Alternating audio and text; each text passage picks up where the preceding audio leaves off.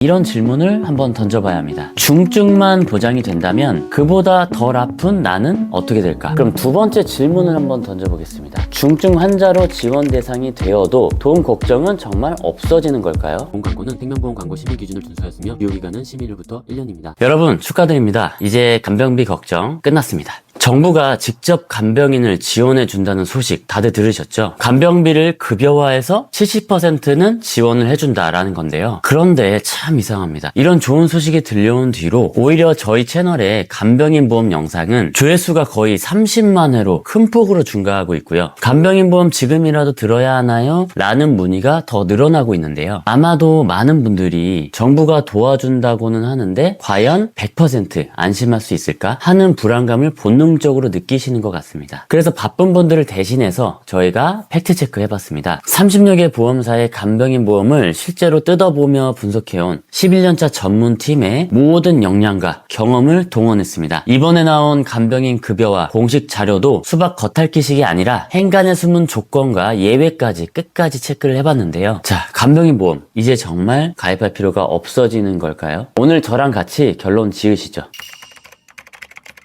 먼저 정부 발표 내용을 정확히 이해해야 할 필요성이 있습니다. 보건복지부에서 진행한 공청회 유튜브 영상이 가장 디테일하고 정확한데요. 문제는 영상 길이가 무려 2시간에 달합니다. 바쁜 여러분들을 위해서 제가 직접 시청한 내용의 핵심만 짚어드릴게요. 요양병원 간병 지원 시범사업의 핵심은 딱 3가지로 요약됩니다. 첫째, 누구나가 아닙니다. 전국 1,400여 개 요양병원 중 딱 500곳만 선정됩니다. 그래서 아무 병원이나 간다고 다 지원받는 게 아니라는 거죠. 아무나가 아닙니다. 입원 환자 중에서도 가장 심각한 의료 최고도와 의료 고도 판정을 받은 분들만 대상입니다. 쉽게 말해 어딘가 아프거나 단순히 거동이 불편하다고 해서 무조건 지원되는 게 아니라 산소 호흡기 같은 생명 유지 장치가 필요하거나 살이 썩어 들어가는 욕창 치료 같은 전문적인 의료 처치가 매일 필요한 중증 환자나 치매 환자까지만 골라서 지원하겠다라는 걸로 볼 수 있는데요. 셋째, 공짜가 아닙니다. 지원을 받더라도 본인 부담금 30%는 여전히 내야 합니다. 게다가 4인실 기준 등으로 병실 환경이 바뀌면서 전체 간병비 자체가 오를 가능성도 있는데요. 이 부분은 왜 문제인지 뒤에서 더 자세히 팩트 체크해 드리겠습니다.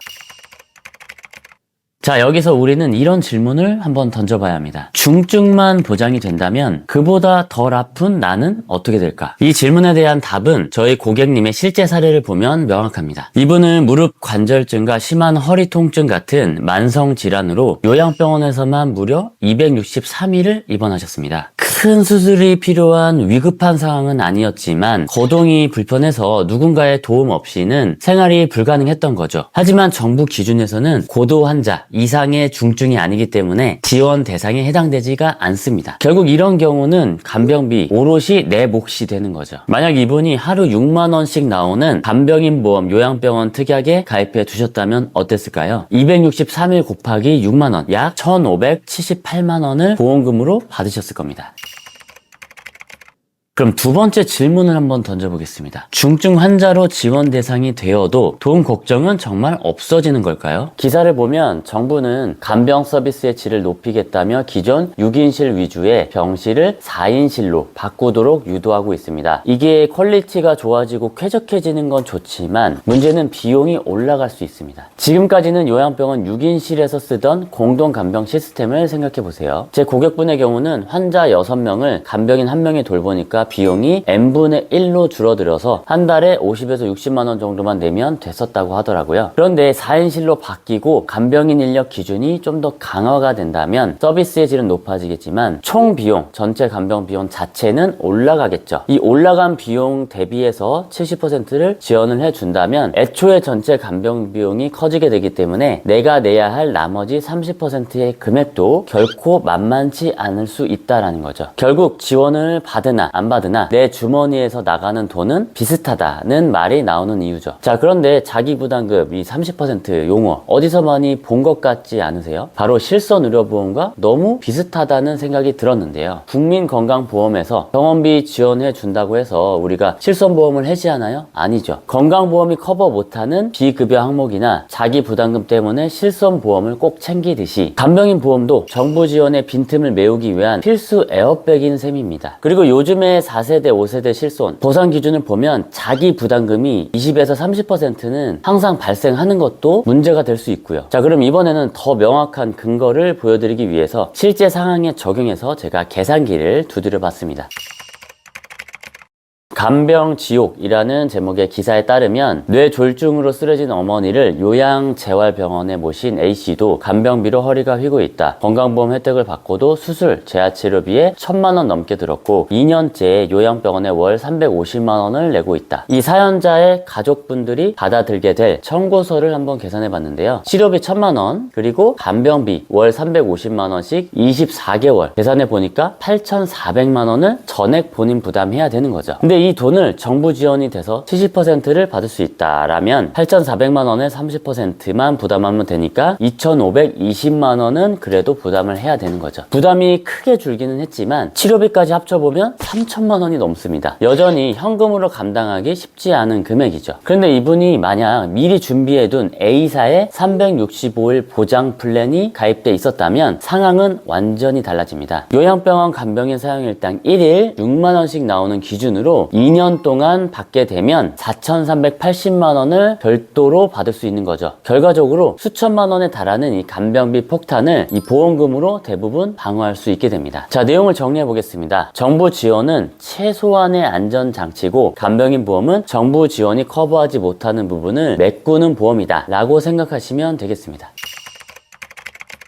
자, 마지막으로 간병인 보험 똘똘한 가입 요령. 수많은 간병인 보험 중에서 어떤 상품을 어떻게 가입해야 할까요? 저희만의 차별화된 방법을 알려드리겠습니다. 다음은 요즘 가장 많이 가입하시는 플랜인데요. 보통 많은 보험사들이 일반 병원 간병인은 365일까지 보장을 해주지만 요양병원에서 간병인을 썼을 때는 180일, 6개월까지로 제한하는 경우가 많은데요. 그만큼 보험사도 이 요양병원에 대한 손해율이 무서운 거죠. 하지만 아직 365일 보장이 가능한 곳이 남아 있습니다. 이걸 챙기는 게 중요하고요. 그리고 보험료를 30% 더 낮추는 비법이 있는데요. 바로 납입 면제 옵션을 빼는 방법입니다. 다음 사진은 B보험사의 체증형 간병인 보험인데요. 55세 여성분 보험료가 거의 월 5만 원에 달합니다. 20년 동안 납부하기에는 부담이 되시는 분들이 계실 텐데요. 그래서 다음 설계안을 보시면 납입 면제 기능을 제외해서 한번 설계해 봤습니다. 보시는 것처럼 납입 면제만 제외해도 월 49,000원이었던 보험료가 34,000원대로 약 30% 가까이 뚝 떨어집니다. 물론 납입 면제 기능은 좋은 기능입니다. 저도 가입을 추천은 드리지만 당장 매달 내는 돈이 부담스럽다면 과감하게 빼고 보장 그 자체에 집중하는 것이 더 현명한 선택일 수 있습니다. 다만 이 부분은 의견이 많이 갈리는 부분이기도 해서 다른 의견이 있으시거나 더 궁금하신 점은 댓글로 남겨주시고요. 그리고 이런 질문도 댓글로 많이 달리는데요. 80년생 미혼 여성입니다. 지금 간병인 보험 필요할까요? 이런 식으로 20대, 30대, 40대 젊은 분들도 간병인 보험을 지금 꼭 가입해야 하는지 물어보는 경우가 정말 많습니다.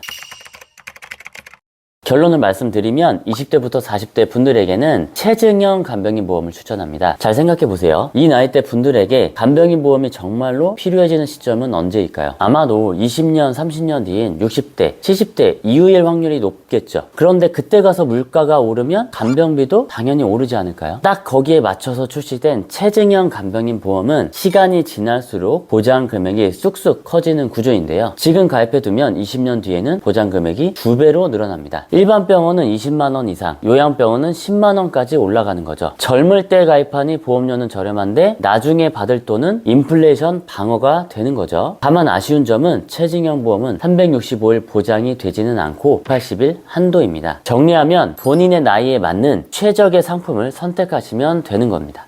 그럼 간병인 보험 가장 많이 묻는 질문 답변 드리고 마치겠습니다. 첫 번째, 직접 치료 문구가 있으면 암 후유증 입원은 보장이 안 되나요? 암에 걸려서 후유증으로 입원을 했는데 간병인까지 사용하면 보장이 안 된다고요? 정답은 X, 거짓입니다. 이런 오해가 생긴 이유가 있는데요. 보험 약관상에 보면 직접적인 치료를 목적으로 라는 문구가 있다 보니 후유증 치료는 직접적인 치료가 아니라서 해당이 안 되는 거 아니냐는 걱정을 하시는 분들이 많이 계시는 거죠. 하지만 후유증 치료도 엄연히 질병의 직접적인 치료에 해당이 됩니다. 암 직접 치료 입원 일당이라고 하는 항목의 경우는 보상이 안 될 수 있지만 암 치료 후 발생한 합병증이나 후유증으로 입원해서 간병인을 사용하셨다면 당연히 보장받으실 수 있습니다. 25년부터 가족 간병이 안 된다는 절판 마케팅이 있었죠. 이게 진짜일까요? 정답은 X입니다. 오히려 보험 약관이 명확하게 변경이 되면서 일부 가족 간병이 안 되는 회사까지 가능하도록 더 선명하게 개선이 됐는데요. 다만 간병인 보험의 보장 조건이나 가입 심사 조건 같은 게 불리하게 축소된 거는 맞습니다. 설마 내가 간병인이 필요하겠어? 많은 분들이 처음에는 다 그렇게 말씀하셨습니다. 하지만 막상 닥치고 나서 청구해 드릴 때마다 듣는 말씀이 있습니다. 아, 이거 없었으면 정말 큰일 날 뻔했다. 간병인 보험은 실손보험만큼이나 정말 중요한 보험이네요. 이런 말씀들이죠. 정부 지원이 되더라도 간병인 보험은 누구에게나 찾아오는 노후에 큰 도움이 되는 보험인 건 변함없습니다. 1:1 전문 상담이 필요하시면 아래 카톡 링크로 문의를 주시고요. 그럼 더 유익한 영상으로 찾아뵙겠습니다. 시청해주셔서 감사합니다. 보험 광고는 생명보험 광고 심의 기준을 준수하였으며 유효기간은 심의일부터 1년입니다.